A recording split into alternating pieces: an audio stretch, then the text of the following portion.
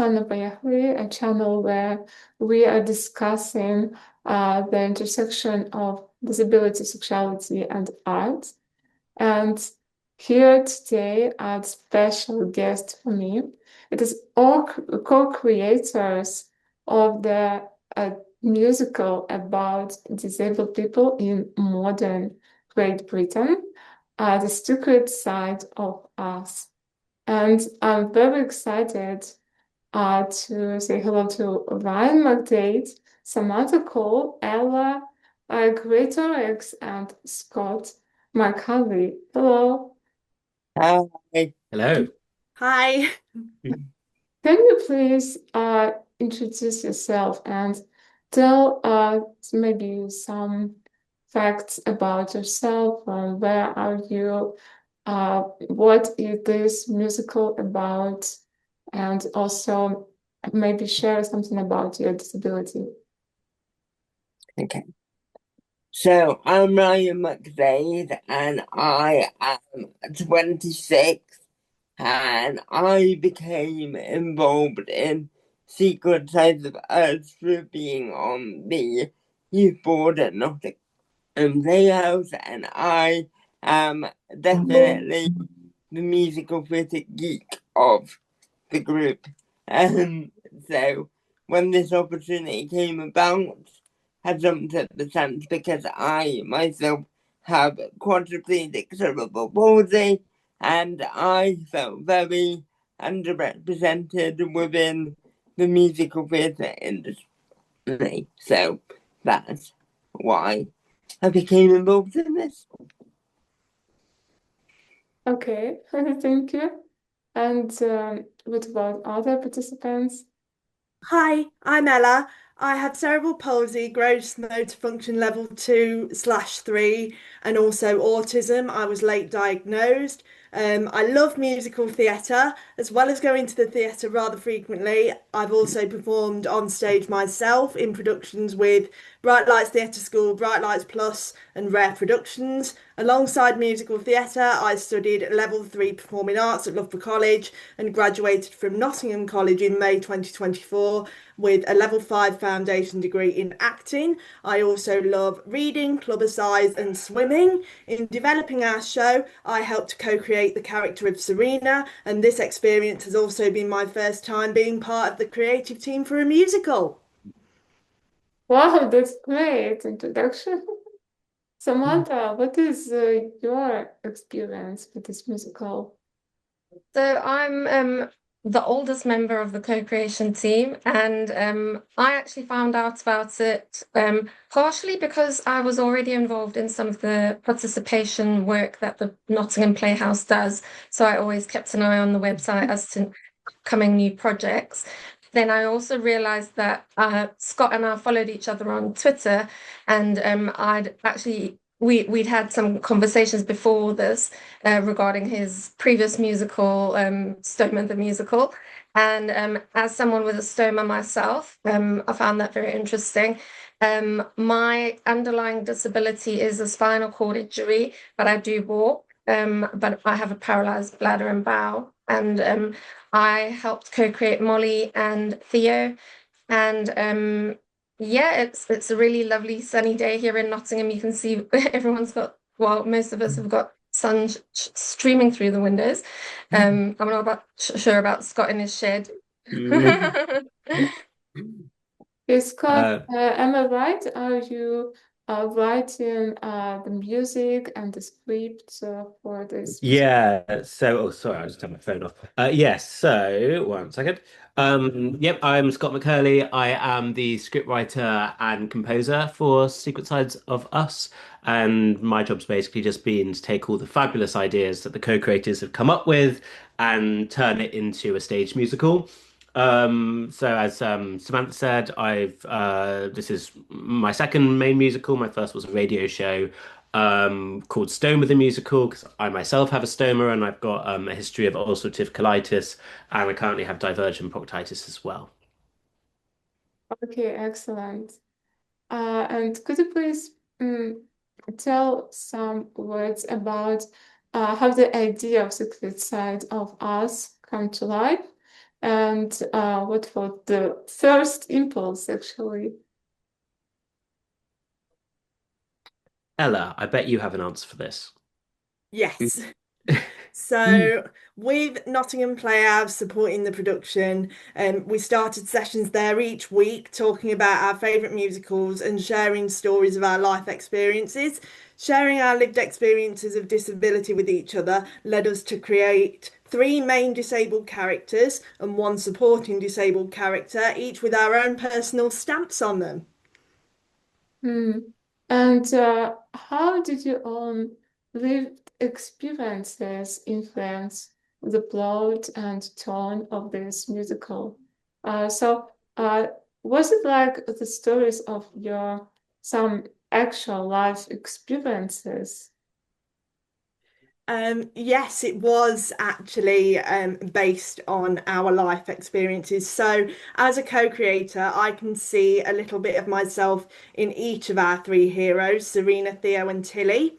Like Serena, I am a vlogger and often film in my bedroom. Like Theo, I once went to see a show and got sent to the wrong seat by mistake, and I also aspire to be a performer, which has been a dream of mine since 2018. Like Tilly, I am neurodivergent with autism and have only just recently started using ear defenders following my sensory experience at a concert over the summer. Over the rehearsal week with the cast, I was also able to openly admit that some shows are too loud for me at times, despite spending most of my time at the theatre. I never thought I'd be able to openly talk about something like this, which is a massive step forward for me. Even though there are fictional parts to the story, there is a lot of truth in it, as the show includes elements of the problems we've all faced living with disabilities. And Samantha, Ryan, what was your story about these main characters? What was your contribution? When we first got together, like Ella was saying, in our small groups and we were discussing our life experiences, I think that was fairly randomly allocated. And so I was in a group with Ryan and another chap called George, who sadly didn't continue with the project, but definitely had some of his life experiences in the show. And unfortunately, I wasn't able to make all of the sessions, so some of the stuff I kind of missed out on and might not be a very reliable witness to. But I think we did talk about our experiences. Scott and I co-created Mollie because we both have stomas, and I think there's a mixture in Mollie of both of our experiences because we both have, even though we both have a stoma, it's a very different experience having colostomy versus an ileostomy, for example, and the underlying illness that led to that in the first place, and also just lived experience of different barriers we face and struggles, and then Scott adding on his artistic fun side to it. And I think that worked really well because I'm a bit more nervous about sharing about such personal things, but I think it worked exceptionally well. Mollie was very, very well received. The songs were great, and I've not heard a bad word about it. And to have a stoma as stoma singing a song in a disability musical is not something you're going to see or hear every day. And for it to be received well, I think I'm delighted with that. Yeah, and Ryan, did you want to tell something about this as well? Yeah, I was just gonna say, I feel like it's really important to mention that although it has come from a lot of our own experiences, not one of these characters is based on one particular person, and that was a conversation that we all had very early on, is that while it was important to base some of our experiences on the characters, we didn't want the characters to be an exact reflection of our lives. So a lot of it is based on us, but a lot of it has been done for dramatic license as well. I crave is trapped inside this glowing screen. Secret sides of us. What were you hoping to uncover with this title? A secret side of us. We had so many conversations about what the title should be, and for me personally, because I'm a full-time wheelchair user, a lot of people look at the chair and they don't always look at Ryan. A lot of people within the group said similar things. So we thought Secret Sides of Us was a good title to show, but actually disabled people should be taken a lot more seriously than a lot of the time they actually are. So we felt like that title sort of reflected that. Yeah, that's excellent. Thank you very much for this perspective. And how were the main characters of Serena, Theo, and Mollie developed? What personal, political, or emotional truths are embodied in them? So with Serena, during our sessions, Eldre, another co-creator for Serena, and I shared stories of our disability life experiences. I didn't realise this until after the co-creation and writing process, but there is more to Serena that relates to me than just vlogging. For instance, like Serena, I do have some occasions where my disabilities can get me down, and when this happens, I particularly relate to Version of Me and some hero deed. I do find that song lyrics connect to how I feel at times, and not just from our show, but from other musicals as well. As well as this, there is one particular scene in our show, primarily belonging to Serena, that resonates really clearly with my experience as a neurodiverse college student. Again, I didn't realise this until after the process, so looking back now, there is clearly more of Serena relating to me than I originally thought. And I would also like to add, although not related to Serena, that over the course of the rehearsal week with the cast, I learnt something incredibly valuable about myself. It's that there's more to me than just my physical disability. What I've learned about myself that's incredibly valuable is that I need to take care of my neurodivergent side too, just like Tilly. Most of the time, I miss what my brain is communicating, whereas across the week, I picked up on those signals. We had a breakout space within the rehearsal facilities, and while waiting for my ear defenders to be delivered, I took myself in there at least twice a day when my brain was communicating I'd had too much. The breakout space really helped, and when the ear defenders finally arrived, I took them with me straight away, and that day they saved a break. Working on our show, I've learnt that my neurodivergent side can shine through and needs taking care of just as much as my physical disability, which is vitally important and can be a huge step forward in my self-care. Have you contributed to the character of Serena, right? Yes. And what about the other hero, the Theo and maybe other? So with Theo,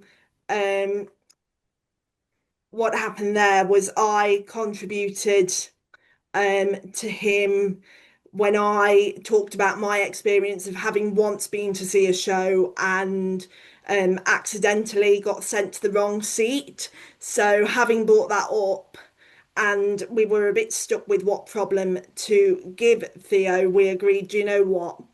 Let's have Theo get sent to the wrong seat at the Sadie Peak concert. So that was the contribution I made to him. It's a perfect promise, but we know what we shall be. And these words you see, give us strength. You don't know. And Brian and Samantha, what characters was you writing? Do you want to go first, Samantha, or do you want me to go first? I don't mind. I'll go first if that's all right.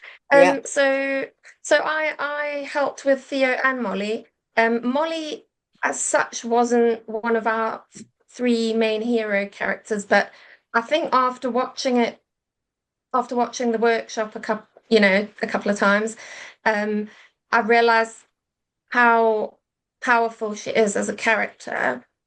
And so I'll talk a bit about how Mollie was developed. And I think, like I said, Scott had a huge amount to do with that.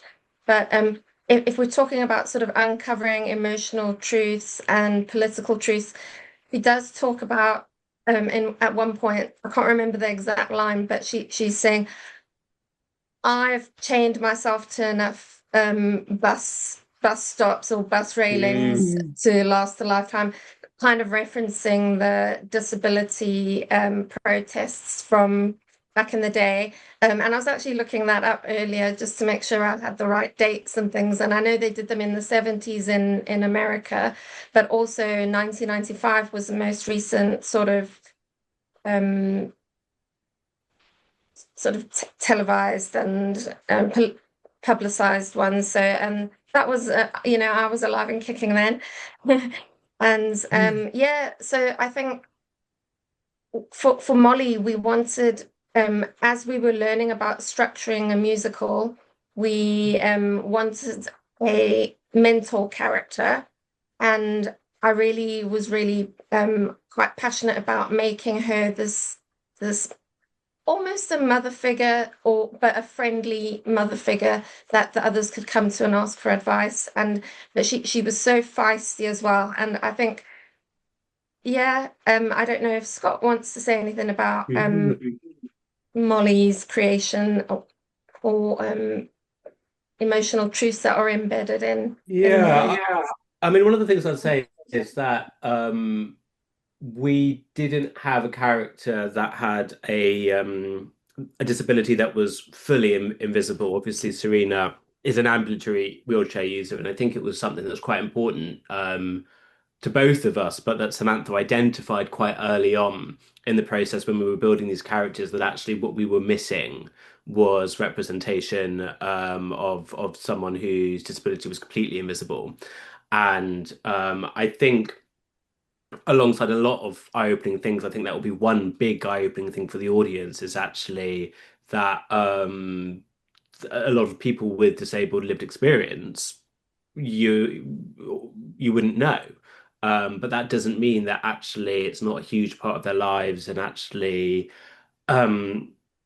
is a really important aspect to their person. So I think that's what we were trying to achieve with Mollie. Yeah, absolutely right. There is like huge underrepresentation of mental disabilities, and yeah, all about this. I'm also very interested. How did you collaborate as a team with such different perspectives and with such like complicated stories of these characters? And were there any creative tensions emerged during the writing process? I mean, with the message that you wanted to achieve the audience and the structure of this musical. And Ryan, do you want to answer that one?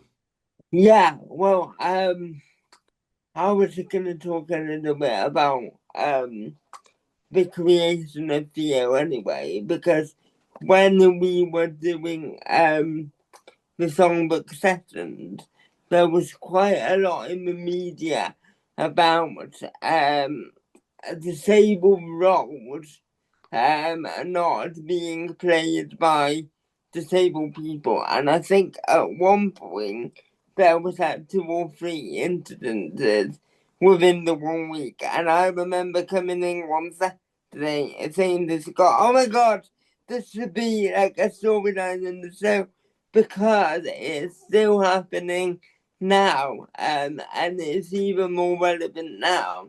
As to how we worked well as a team and how we got around that was we all have very, very different disabilities, but nonetheless, the one thing that we all had in common was that even though the disabilities are very different, we still all have disabilities.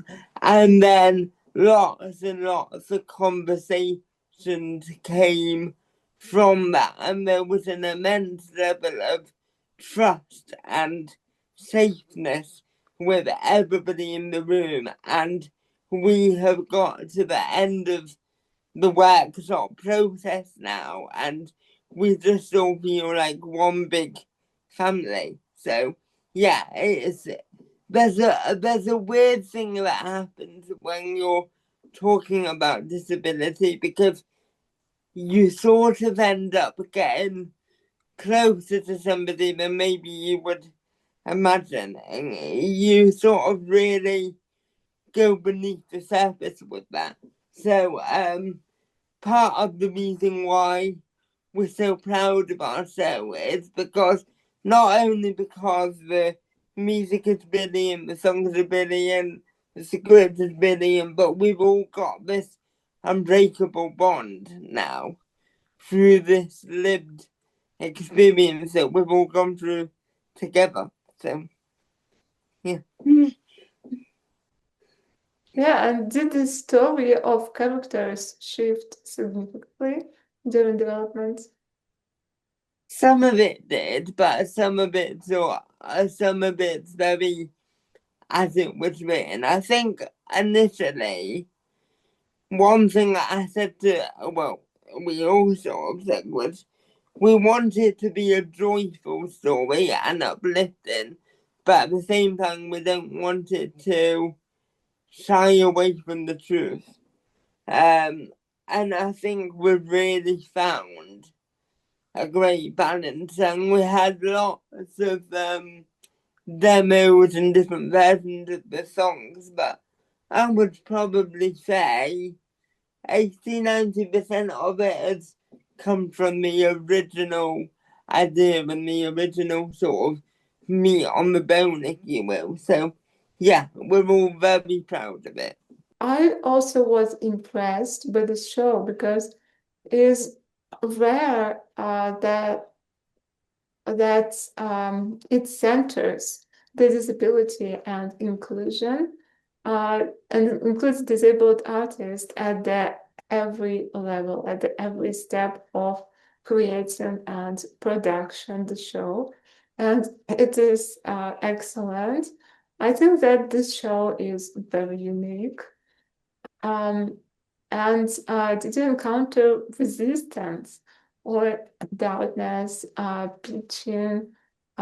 during pitching or marketing? Were you ever asked to tone it down?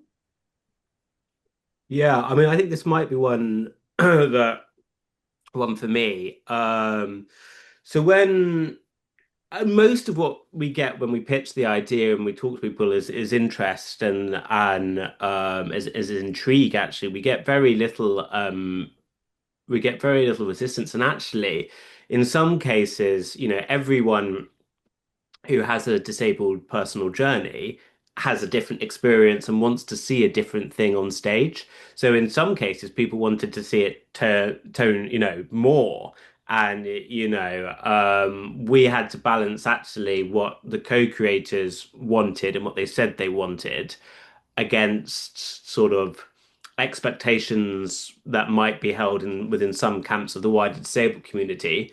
There were certainly points where I thought, gosh, have I gone too far in the writing process? The Stoma Lisa sequence was one of them. Samantha and I had a long had a long chat about whether or not about the tone in it and whether or not that it because there's so little representation, you do feel a lot of responsibility, and you do feel that you're holding a lot of people's experiences on your shoulders, and you want to do that justice. However, at the same time, you do want to tell the story that you want to tell with the characters that you've created, or that these guys have created. So so I think actually it was mainly a little voice at the back of my head more than anyone else saying, "Ooh, should I tone it down?"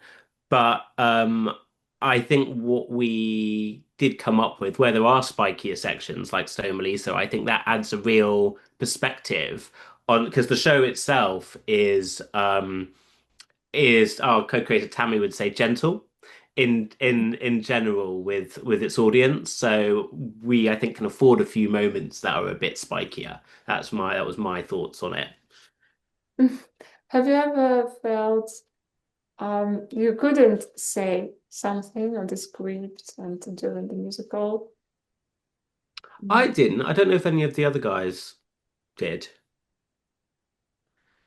That's such a hard question because I think so. Like the rehearsals, when we did the week of rehearsals for the workshops, like Samantha, you'll know all about me because I was coming to you all the time, bless you.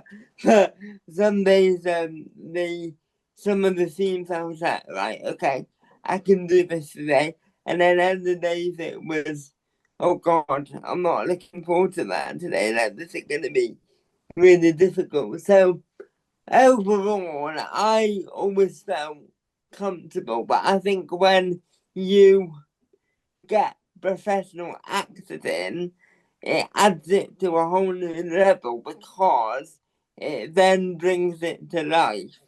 And Caroline, our wonderful director, and Robin, every morning we would all sit before the main rehearsals began, and we would just all have a check-in with each other. And if there was any themes coming up that were really difficult, the creative team were very, very mindful of that. And we always like to, be there for each other. So most of the time it was joyful because although there was darkness within some of the story, we all knew that there had to be darkness within it somewhere, so that the overpowering sort of positivity message at the end would really come true.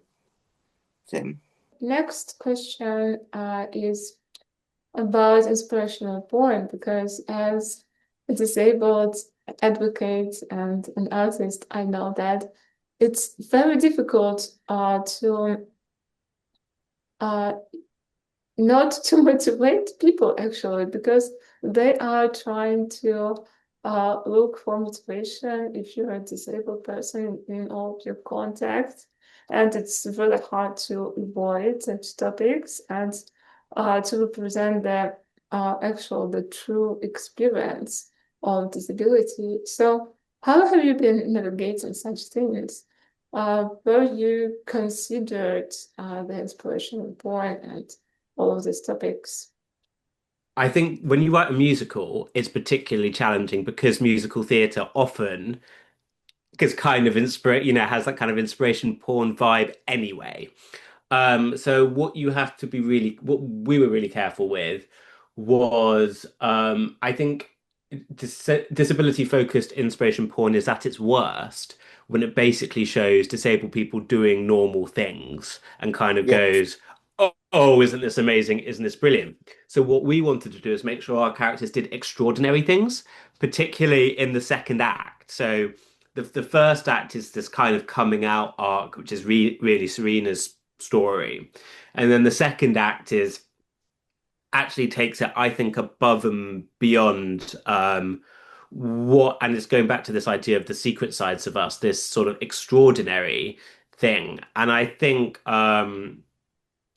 that's the main thing of how we avoid inspiration porn, because at no point I think are we going, oh, these guys are going up to get milk, or you know what I mean? Oh, isn't that amazing? And we avoided song numbers that were like, for instance, and it's a great musical, but the Act One closer of Evan Hansen, You Will Be Found, has this kind of really inspirational kind of thing behind it. And we tried to avoid songs that telegraphed that really obviously. Ryan, do you have thoughts on it as well? Well, it's really funny because me and Samantha had a very long conversation about it yesterday. So it's really funny that it's been brought up. I think it's a difficult one because you're right, Scott, with musical theatre that becomes, it's so difficult to get the balance right because my favourite musical of all time is Hairspray. And if somebody was looking at Hairspray, that could be seen a little bit as inspiration porn because it is about a girl that goes up against all the odds and gets what she wants and doesn't take an open answer. But as a disabled person, that was very important for me because back in 2007 when Hairspray came out, there was no disabled characters really being represented in the West End. So Tracy Townsend and Hairspray was like the closest thing that I had ever seen to somebody being a lead in a show that looks a bit different. So I carry that with me my whole life. But it is difficult sometimes because I agree. I think if an able-bodied person was to go to the shops and get themselves tea bags, nobody would be bothered. But if I did that, they'd think it was the most inspirational thing ever. So it's so difficult, and what I think this show does so well is it is inspirational, but it is inspirational because of the brilliance of the story and the things that happen within it, not because it's been created by disabled people, because I think disabled people sometimes barely have to do anything to be seen as inspirational. And I think because we've all come together and created this magnificent new piece of musical theatre, that has the right to be inspirational rather than somebody making a cup of tea. Yeah, that's right. I absolutely agree with you. And the musical is excellent. And there were moments in the show that feel very moving, but at the same time, some moments are quite innocent. Like looking back, do you feel we were able to say everything we wanted about disabled life, including frustration moments, anger moments, some kind of intimacy? I think there's always more to be said.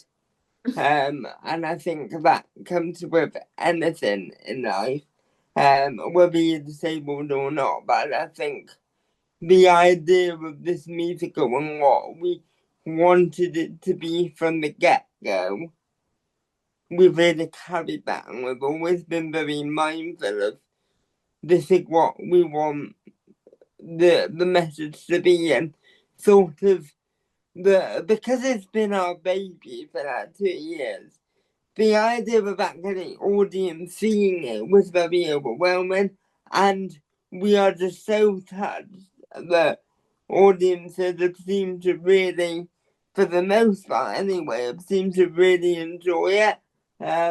But yes, I think it does say everything that we wanted to say on the first basis, but I think there's always more to be said anyway, whether you got a disability or not.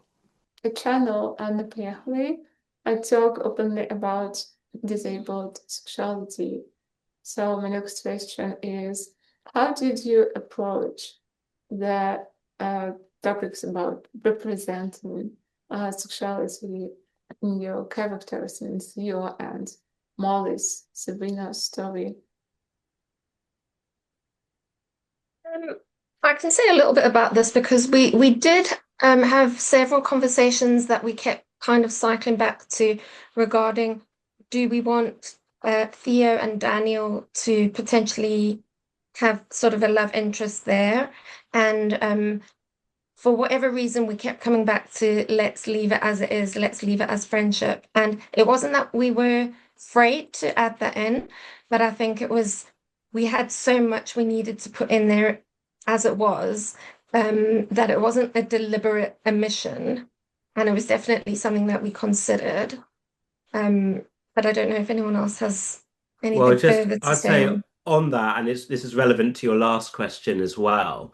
Yes, absolutely. What you want to do is show disabled romance because it's a big taboo, isn't it? That that crip sex and stuff like that, isn't shown, and that disabled people are often seen as kind of sexless beings.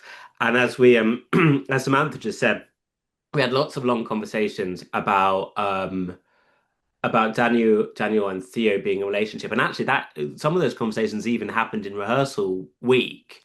And the reason we didn't do it was because we were asking a lot of the audience in terms of all these different storylines, and particularly the Daniel and Theo storyline.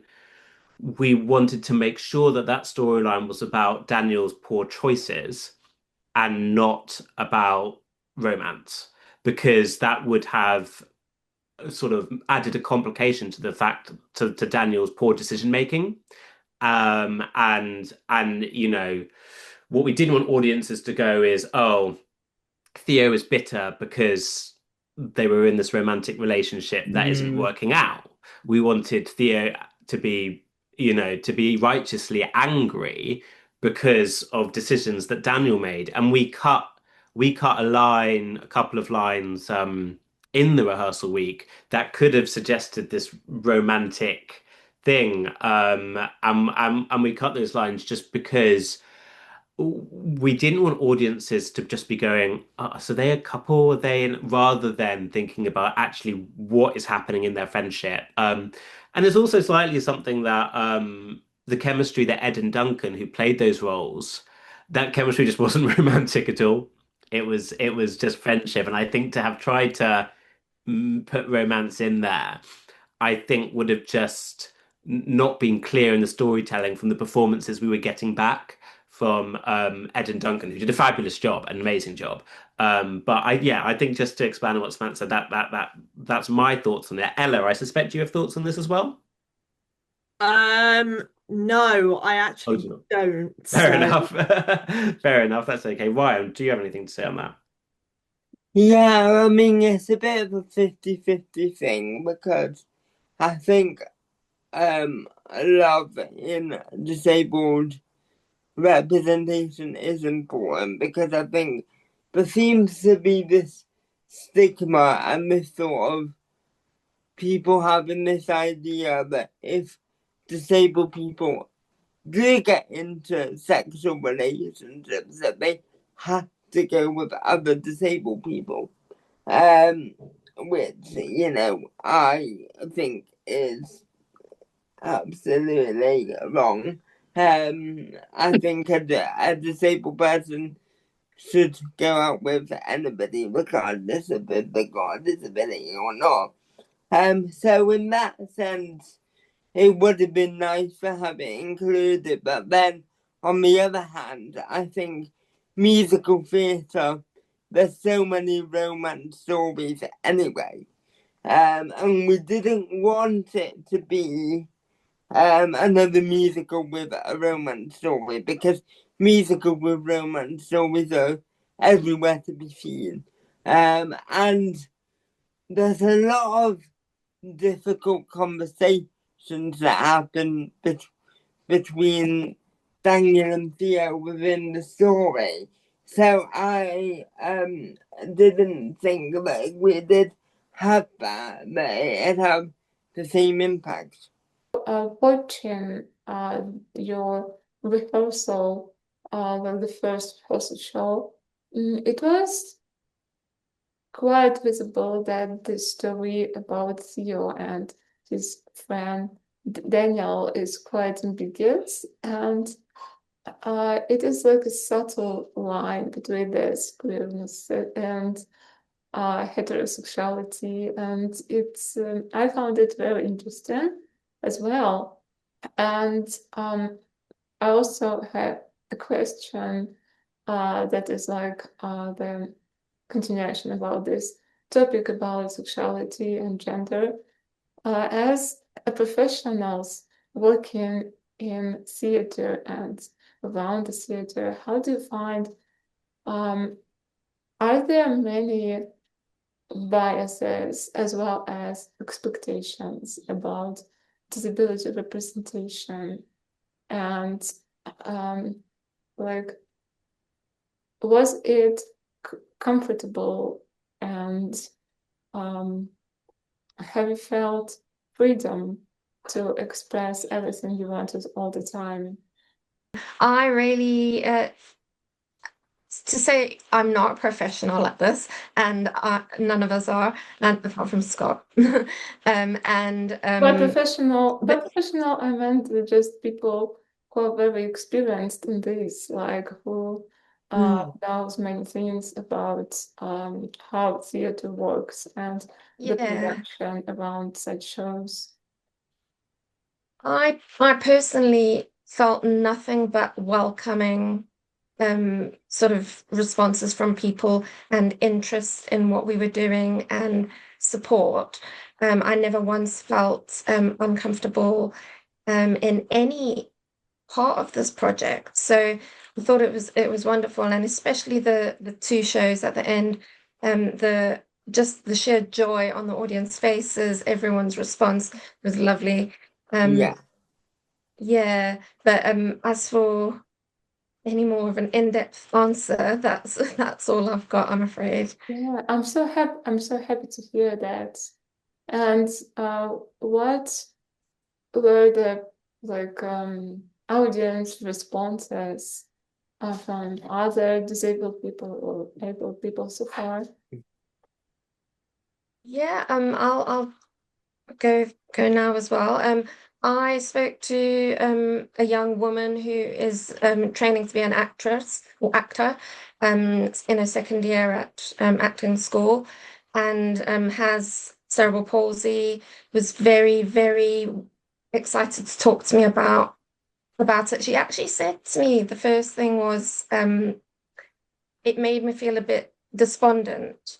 And I said, why? And she said, because they're not getting the parts, they're not getting the roles, and I'm an acting student and I want to get the roles. And I said, that's not what we're trying to get across. We're trying to get across that I said to her, it's maybe a bit dramatic, but I said, now is a great time to be alive as a disabled actor, because this is what's going on, this is what's being portrayed, this is what is being promoted, and inclusivity, accessibility, it's on the agenda right up high, and it can only get better. It's only going to move in a one direction, and that's up, in my opinion, hopefully. But so I've spoken to a lot of other audience members as well who just absolutely loved it. My mum, obviously your mum's gonna like it, but she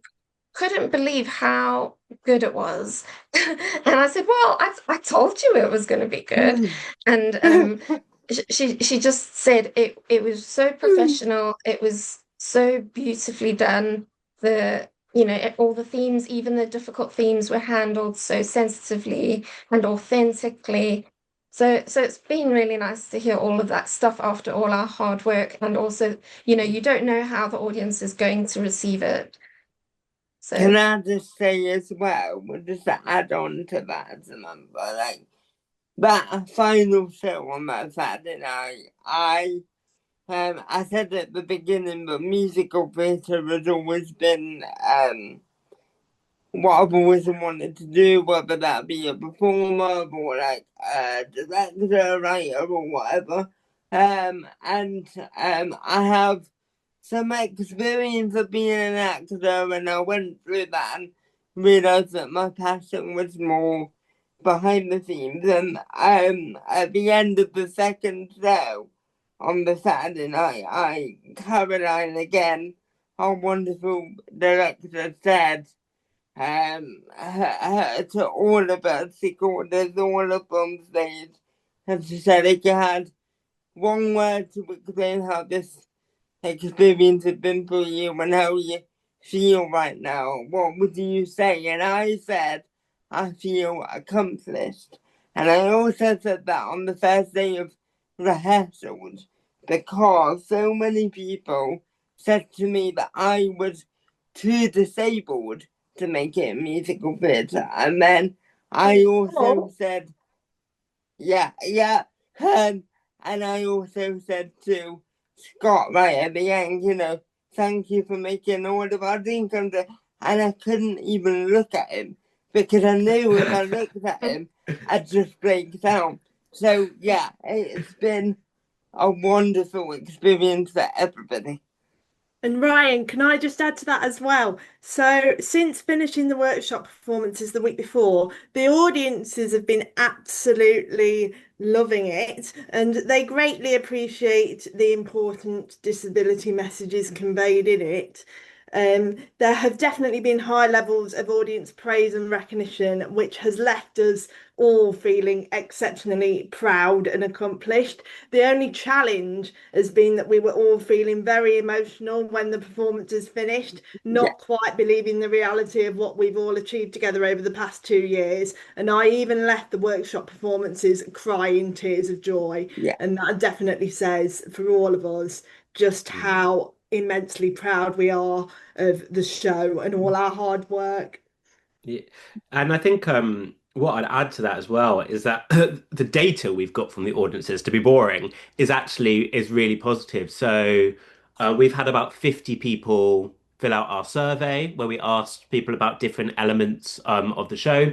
And in terms of the show overall, 44 out of 50 people gave it 4 or 5 stars.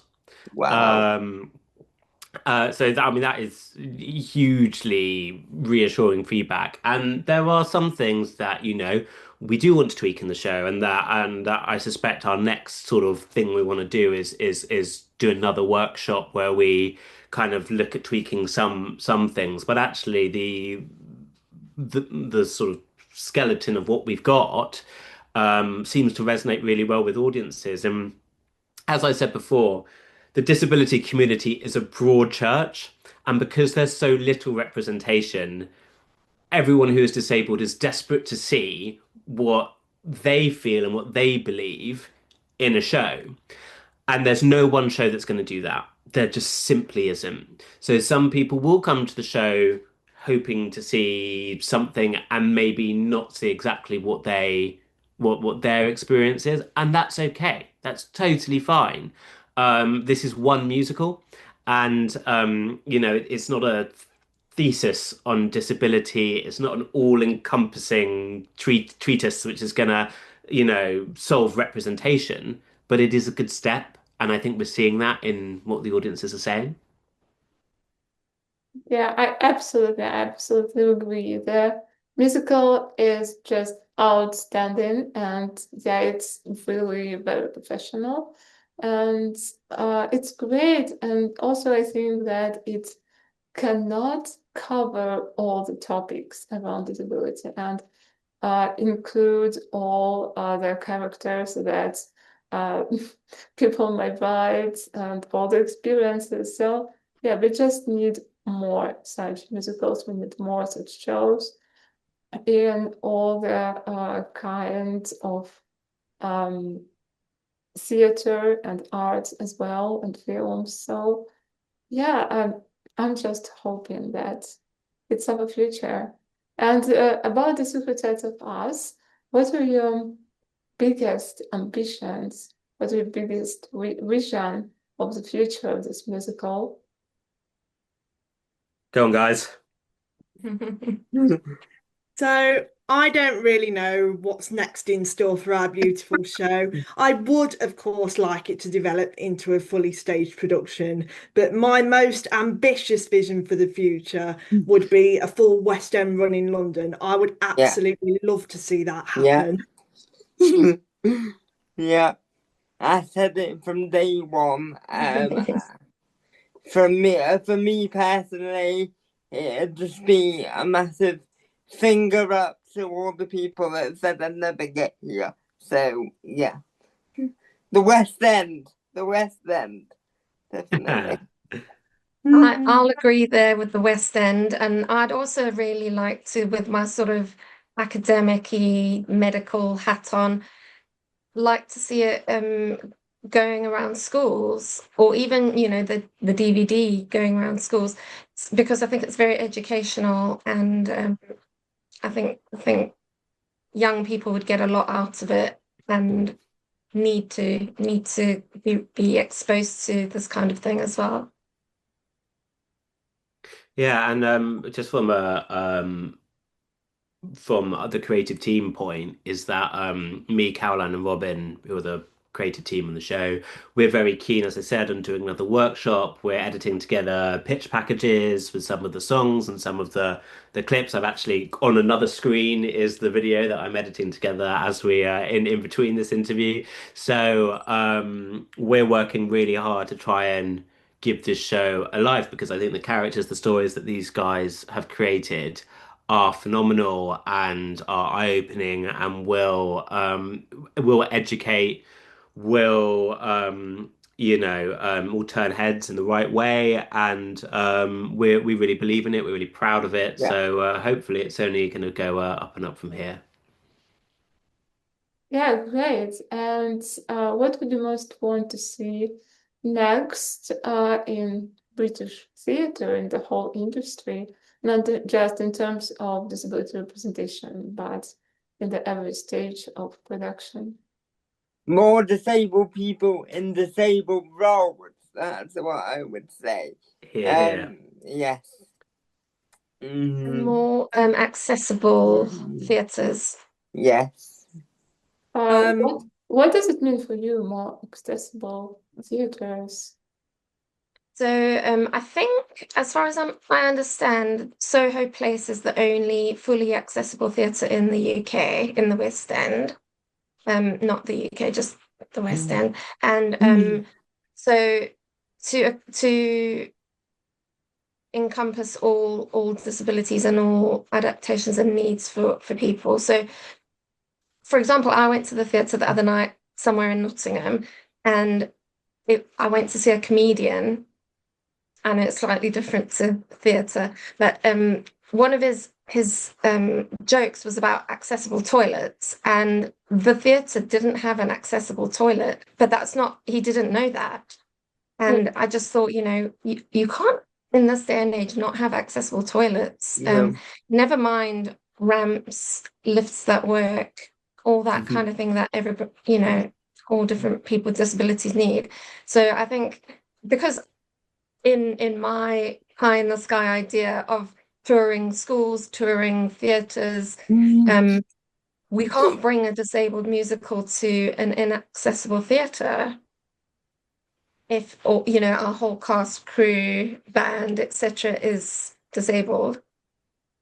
So that's something that I Actually, want. thank you very much for bringing up this topic, but I actually wanted to ask, how difficult is it for you to organize, to show this musical in different British theaters in the future? Well, there's a whole list of theatres, a lot of them West End theatres, that it just simply wouldn't be possible to Yeah. show the work in unless they were dramatically adapted. I mean, we also, you know, we have one particular company now. We may or may not have the same company for different workshops, and their access needs might be radically different. So we have one full-time wheelchair user in this company, but we may well have more in future companies. And then so some theatres, for instance, might have one or two dressing rooms that are level to the stage. Some might have none. Some might have loads. So it is a real challenge because, whenever you're trying to put a musical on anywhere, it's difficult. But we've got just a long list of theatres that we basically might not be able to work with because they may well not be able to accommodate us, or not be willing to make the adaptations necessary. That's one of the songs in the show is about that, and the reason that is because that's kind of reality. So, with me, what I want to see next in British theatre, I would definitely love to see more shows created by disabled people take to the stage. And I want more disabled stories to be heard because I hope that what we've achieved shows everybody what disabled people can really do when it comes to getting creative. And I would also love to see, I go to Six the Musical quite a lot. I've got a trip coming up end of this week for the sing-along, but the amount of times I've gone to see Six and thought to myself, I would love to see a disabled queen up there. I would love that to happen. Yeah, that's great. Thank you for bringing this up as well. Before I became disabled, I was on my way to becoming a ballerina. And excuse me, my sister actually ended up dancing for Cape Town City Ballet for many years. And I know that there's accessible dance schools and there's accessible dance companies. And what I would love to see is I would love to go to Covent Garden, to the Royal Opera House, and see a ballet, maybe not all with disabled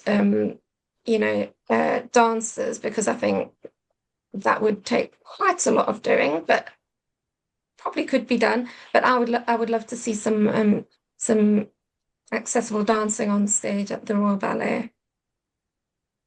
Oh, that's great. Thank you so much. Thank you so much. I think that's everything. And I'm so excited. It was such a great interview. Thank you so much for this. You're a great team. And it was a complete pleasure for me. Thank Thank you. you for Thank you having very us. much, Anna. Yes, Thank thanks for having you. us. What we shall be.